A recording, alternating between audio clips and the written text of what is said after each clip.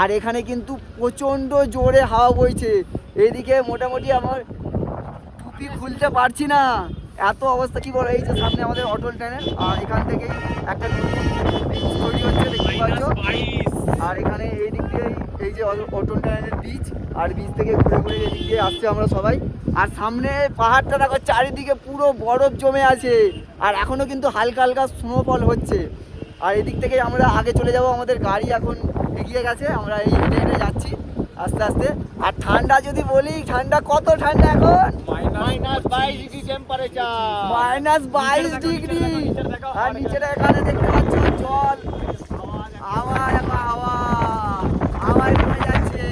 ইচ্ছা হচ্ছে জলে চান করার, কিন্তু কি করব, জ্যাকেট তো খুলতে পারছি না, কি করে করব।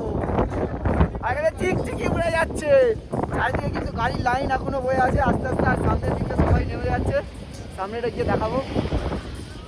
আর এগিয়ে যাচ্ছি, হাওয়া কিন্তু প্রচুর জোরে বইছে, হাওয়া তো থামার নাম করছে না। দেখে বুঝতেই পারছো যে কীরকম হাওয়া বইছে এখানে।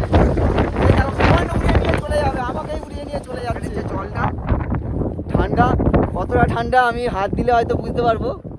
ও ভাই, মানে পুরো বরফ বরফ। আর সামনে ওই যে বরফ পুরো জমে গেছে সামনের দিকটা, ওখান থেকে যে ওপরে ঝর্ণার জলটা পড়ে সেটা কিন্তু বরফে ভর্তি হয়ে গেছে। সেই জল পুরো বরফ একদম। আর চারিদিকে